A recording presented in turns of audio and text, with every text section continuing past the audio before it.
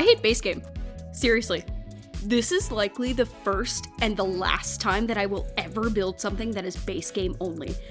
And I don't mean to be too negative, but I know this isn't an unpopular opinion. The Sims 4 was made in 2014, and the interior design trends and the fashion, etc., things like that, have changed drastically. You know how fast fashion trends change. Same kind of applies to interior design. Maybe. I think the newer packs like Snowy Escape, High School Years, and Dream Home Decorator have amazing stuff because, like, you know, the packs are more modern. And The Sims isn't making stuff that's so low poly that it's basically a sad triangle. I'm totally not adding the new bathroom kit. Whoops. I've seen people complaining on Twitter that the new bathroom kit is really low poly and the quality just isn't up to where The Sims is right now. And looking at the pictures, I kind of agree. I don't mind certain clutter items being low poly because, you know, they're tiny and you won't see them that closely. But at some point, it does get a little ridiculous. Also, the transparent towels in the new bathroom clutter kit. This is why people hate kits. I'm not a kit apologist this time. Oh my god, look at that. That's character development right there. But back to base game. I'm pretty sure that base game is just like the worst because the 3D modeling is so bad. I'm not positive, but I'm pretty sure The Sims 4 was originally planned to be a mobile game, so it needed to be lower poly. Correct me if I'm wrong, but that's what I've heard. It makes sense that if it were a mobile game, then you couldn't have anything that's too high poly because it would just lag everything out. But it ended up not being mobile, so maybe they should have changed a couple things, but who am I to say? A couple years ago, I dabbled in 3D modeling just a tiny little bit, specifically making stuff for Roblox, and I know that's cringe. I know. I am so painfully aware how cringe I am. I loved Roblox as a kid, and over the pandemic, I kind of latched on to Roblox again to bring me hope and joy, and I got obsessed with the game Royal High. I've basically completely dropped that game now, but it was basically fun dress up with like princesses. But the children were mean, so I don't play it anymore. But my point is, with Roblox, there were limits to how many polygons that you were allowed to use, and that's completely fair because you want to avoid lag in the game. Things like mobile games typically need lower graphics to keep things running smoothly, so I'm really sorry to the Sims Mobile fans. Does The Sims Mobile even have fans? I feel like that is shady to say, but oh well. Thinking back to when I 3D modeled, I really hated all of these limits because I liked making high poly obnoxious things. So I would have to decimate all of my sculptures and make them terrible. I'm not actually sure what limits The Sims 4 uses, because I've considered trying to make custom content before, and I saw some sort of blog post that said it was around 4,000 try. I would really love to know from actual custom content creators what the limits are, because I'm curious. Because 4,000 gives you a decent amount to work with. That's not shabby. Which means maybe the bathroom clutter kit could have been better. Basic conclusion of this entire rant about 3D modeling is that early Sims game stuff is ass. It is ass. It is so low poly, but it kind of had to be. But not really. Mix that with the general out-of-date style of basically all of the base game content, and you have some pretty good reasons why The Sims 4 base game is free. Because it's kind of ass. Just a little. But we love her, we do love her. She just needs a bit of extra pizzazz, which is why you are heavily encouraged by EA to buy expansion packs. And honestly, I don't think I could play this game without expansion packs. Okay, long preface ramble about 3D modeling is over. General point, base game looks kinda dookie, and as a pack fiend, I never limit the packs that I use because I don't have self-control and I kinda hate base game. I have spent my money very wisely on too many Sims games, and I have few regrets. I don't own every pack, but I do own quite a few. God, that's so much money. Recently, I've been redoing the Foundry Cove neighborhood in Willow Creek. Personally, I'm not the biggest fan of the New Orleans and shotgun styles that Willow Creek seems to have, so I decided to change all of the lots in that area into a series of townhouses with a slight Victorian inspiration, because I really like the Victorian style. I'm not exactly sure how to categorize these builds. but I don't feel like they're way too out of place to be in Willow Creek. They're not too out there, they kind of work. This base game build is my 4th townhouse build for this neighborhood. The other 3 I have on the gallery at Mistermint, with both furnished and unfurnished versions because I use a lot of packs. So I like to provide the unfurnished version just in case you don't have all of the packs that I use, or if you just like decorating and not building exteriors, which is totally fair. That's fair. I put no thought into making the other builds for this neighborhood accessible to more simmers by limiting packs. I just went ham, no thoughts in my head. But this one, I was like, you know what? I'm gonna be nice. I'm gonna be a good simmer, and I'm gonna make a base game build so that more people can use it. Because base game is free now. If you didn't know, you can go play The Sims. Join us, join us fucking freaks and play The Sims. I'm genuinely curious how many people joined the community after The Sims 4 became free. But to all those little newcomers, have some houses. And I love you. I'm always happy when we get more people in the community. The Sims community is so nice. We're all bonded by our desire to make pretty little houses and torture our Sims. I feel like my intentions for this build were good, to make them base game so they're more accessible to more people, but honestly, there is rage imbued into this thing. I hated this experience. The base game just bores me. I probably only feel that way because I play The Sims too much, but still, Jesus Christ, this felt so boring to furnish. I'm okay with the exterior because it's still a style I generally prefer and it's pastels. So it gets a free pass, but oh my goodness, I feel like the only interior decorating options we have are neon early 2000s jank and your rich grandparents' house that you don't want to talk to anymore. The first townhouse that I decorated is that rich grandparent bookworm kind of vibe. I feel like it looks okay for the material I was given, but base game is so boring to me. I do love the little gallery wall that I made right above the fireplace. I think that is pretty cute though. This lot size is pretty small, and I was kind of considering making 3 townhouses squished in here, but I've already done that already, so I didn't feel like it. So we're doing 2 townhouses, and they ended up being sort of a strawberry and vanilla looking sort of pair. Originally, I was thinking of making them dessert themed, but you know, with only base game, that was kind of hard, so I didn't. But I kind of want to make dessert themed townhouses. I think it would be so cute to have like a Neapolitan townhouse set with no pack limitations. All the packs, literally everything. I'm being so dramatic for no reason over base game. It is fine. Honestly, if you just add a lot of clutter and alt place things, it turns out decent. So base game isn't all that bad. I'm just dramatic. Fucking drama king bitch ass. Fuck it. Oh my god, I shouldn't swear on YouTube. Here's a pro of being an unmonetized, very small YouTuber with like 10 subscribers, is that you can swear however much you want and you don't have to worry about YouTube demonetization because you're not monetized anyways. It's so lovely. I have been watching the chaos of all of these new YouTube rules from afar. I feel sorry for the people that actually make a career out of YouTubing because that seems like a disaster. Also, YouTube Kids is a thing. So I don't see any reason why swearing should be restricted on normal YouTube with mostly an adult audience, you know, that can handle a little bit of bad word. Oh my god. Oh, my chicken's ready. I have no idea if you were able to hear that, but my oven went off. Actually, my chicken isn't ready. That was just me preheating the oven. I didn't even put in my chicken yet. I am thoughtless, I am careless, and I don't have chicken. Back to me being a dramatic ass fucking bitch, okay? Oh no, YouTube, don't get mad at me. You're so sexy. Haha. God. You know how on TikTok people always censor the word killing and say unaliving? If that is what YouTube becomes, I will scream. We can all scream together. It can be a communal scream. I don't even know if that helps people's TikToks or keeps them from being blacklisted, but I don't make the TikToks, I just consume an unhealthy amount daily. I don't know why the camera is so shaky for this speed build. I gotta...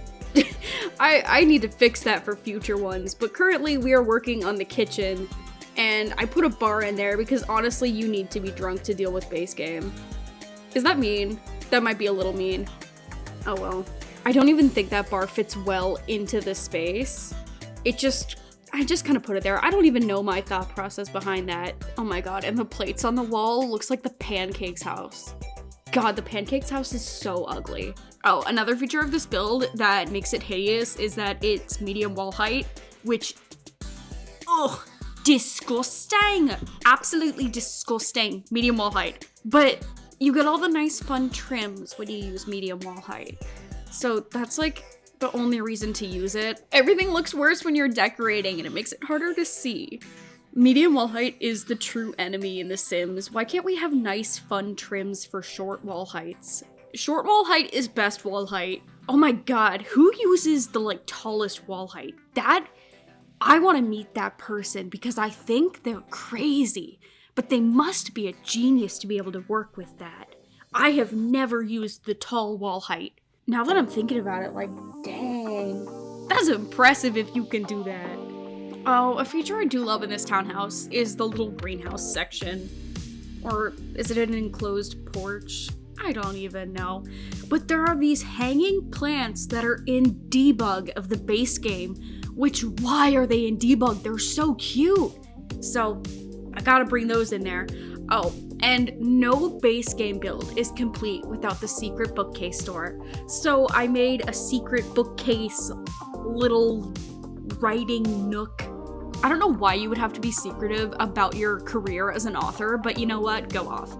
It's not even like I hid anything nefarious behind those bookcases. It's just a normal office. Oh my god, wait, what if this sim is like a smut writer, and so they're just so embarrassed by that they just have to hide their office?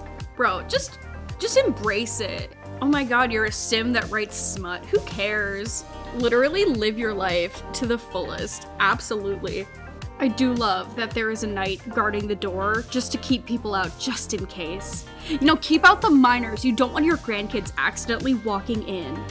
No minors allowed in the smut factory.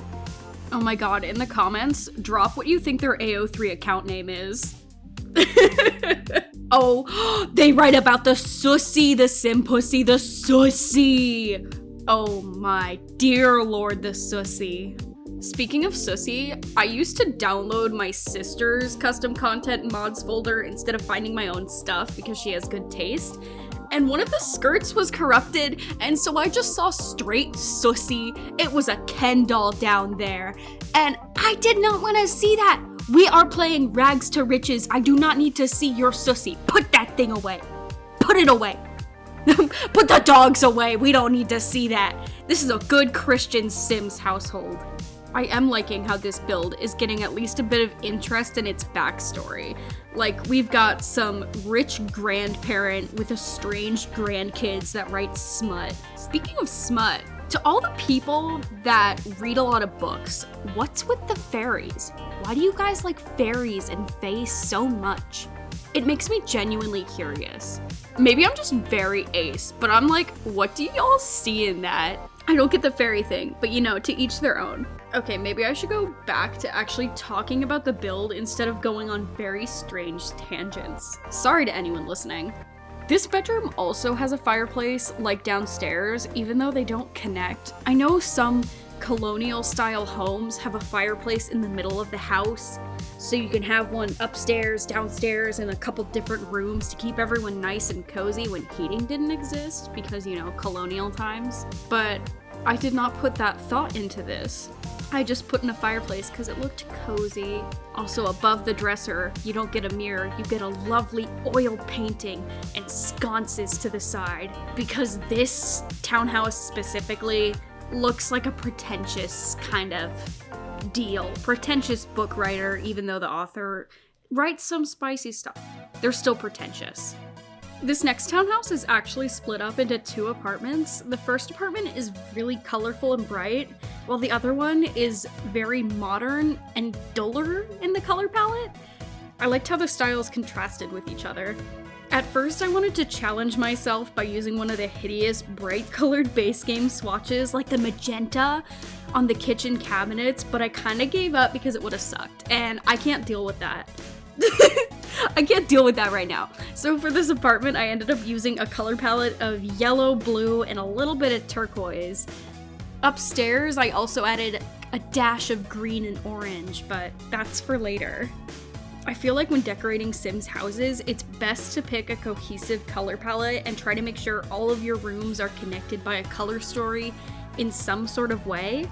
I think carrying around a specific color throughout the build helps. Like for this apartment, yellow and blue were kind of scattered around the whole build.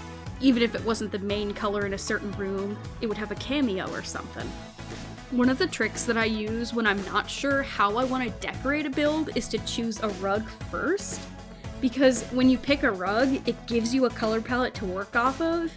That doesn't mean that you have to only use the colors that are in the rug, but it kind of helps you choose what goes well with it.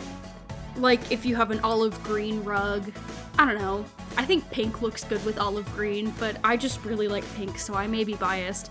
I'm no expert on color theory, but you can always, go through every single swatch until you find the perfect one. That is like the pro of The Sims, is you can just fiddle around for hours. I think some honorable mentions in this build are the chicken gnome that is a centerpiece on the dining table, and also the tragic clown painting that's in the kitchen. I guess the tragic clown could be your sous chef if you really wanted to, but I don't know how well that would go. Is that the plot of the menu? I haven't seen the menu yet, but... Oh my god, the tragic clown is in the menu. That's a real random thought, but I mean, if he's trapped in a painting in your house and he's not paying rent, he might as well help you cook or something. I could use that. A depressing, sad little person that lives in a picture, comes and helps me cook, and then goes back in the painting. It sounds a bit unethical, but I could really use some help cooking. I suck at cooking. Here's another build tip, because I'm thinking about it right now. You can see that I changed the lighting in most of my builds. With Twisted Mexie's...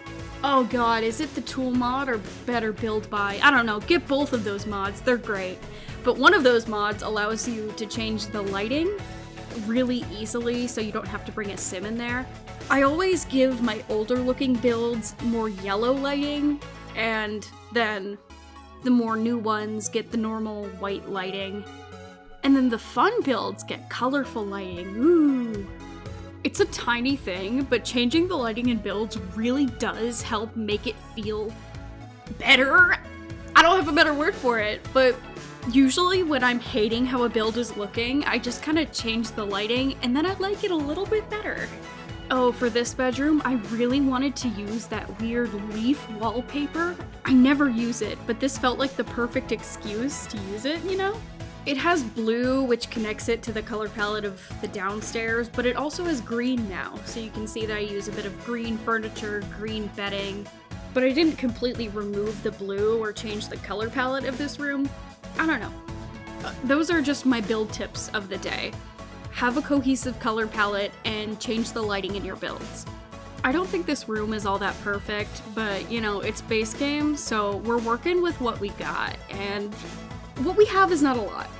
Oh, I used the weird plumb bob ceiling fan because I just thought it was funny. And if we're doing base game, it's gonna look kind of bad, so we might as well have some fun with it. And out in the upstairs hallway, we have another gnome to keep you nice and safe. Another build tip, just add a gnome to your build. Just do it, just add the gnome. Now we're on to our final apartment, the sad beige family home. I wanted this house to be more modern and sleek, but I was also inspired by those sad beige children's toys. When we go upstairs, you'll see that I made a sad beige child room. The sim that lives here puts their aesthetic over their child's mental stimulation, and they do not care. Proper development of their brain? No. Beige. I'm not trying to start a fight with any sad beige parents, but you know who you are, and I'm gonna poke a little fun at you. I actually kind of struggle with styles like this because I have really weird tastes. The majority of the things I own are pastel pink, and that's what I consider style. So when I build in The Sims, most of my builds follow a similar pattern. It's either an antique rustic home, a cute pastel house, or a maximalism design with a bunch of clashing colors and patterns. I just find those the most fun to build personally. Even though this build isn't exactly my style, I really do love how this kitchen turned out. I feel like it's so cute even though it's really in a tiny space. The style of this apartment I know is popular because it does look nice. It reminds me of a freshly renovated home, but I wouldn't consider it to be very cozy. It doesn't look very lived in, it's very sleek. It looks like a nice Airbnb. Of course, everybody has different tastes, and this sim just likes neutrals, and go off, babe, live your best life. I do think it's fun when building to give every little build a little bit of a backstory, hence the smut grandparent, so I hope you don't mind me spitballing a couple sim ideas for you all. Take this as a sign to make yourself a sad beige sim. Or not sad, just like a beige sim, a sim that really likes neutrals. That's not a bad thing, doesn't make them sad. Only a little sad. Their child has to be a sad beige child, though. I want more sad beige children in The Sims. New townie idea. Sad beige child. I like it. I like it. Call EA. Someone call EA right now. I mean, the sad beige family could be the enemies to the goth family. I think it was in The Sims 3 that the land grabs and the altos had some sort of feud, and I think that the goths deserve a feud with a sad beige family. Honestly, now I want to give the land grabs a sad beige makeover because they seem like the type. The land grabs are too rich to care about style, they only care about things that are expensive, so I imagine they have a lot of beige in their home. So maybe the land grabs could be a good candidate for a sad beige family. You can see upstairs, we finally add a tiny little bit of color. Oh my god, it's a light blue to go with your browns and beiges. At least there's a little bit of color in this place, but you know what? I should not judge a sim that likes their neutrals. I'm being rude. I think this kind of ties into my discussion earlier of like keeping a cohesive color palette in a build by at least like carrying certain colors throughout the whole build. In this build, it is obviously beige. Like underneath the pretty bed that actually has a little bit of color is a beige rug. Wow, I didn't fucking expect that. My voiceover is like a little bit off time-wise, but you'll see the beige rug in just a second. There it is. There's the beauty. But now we're getting really close to the end of this build. I mean, all that's left is a sad beige bathroom and then the sad beige children's room, which I think is like the pièce de résistance. I can't speak French, but that's really what brings this all together. It's not the gnomes that are hidden in the colorful home. It's the beige, sad beige child's room. But because we're nearing the end, thank you so much for watching and listening to my rambles. Oh, sad beige child. So sad. Don't be a sad beige child. Or do. Live your life. At least this child gets toys, even though they're all sad beige. Remember to always put the parent's aesthetic first, never the child's enrichment. Free parenting advice just for you. Also, it started snowing out. How lovely. This is a great way to end the video. Except I got like 20 more seconds to kill, so how you doing, babe? You doing good? I hope you're doing well. Wow, look at those green curtains. A little bit of color, a little splash. Oh, I was considering putting the black and white balloon to kind of look like the "It Is Your Birthday" from The Office, but you know, I think I decided against it. Also, a gnome is hidden behind the mirror. Goodbye!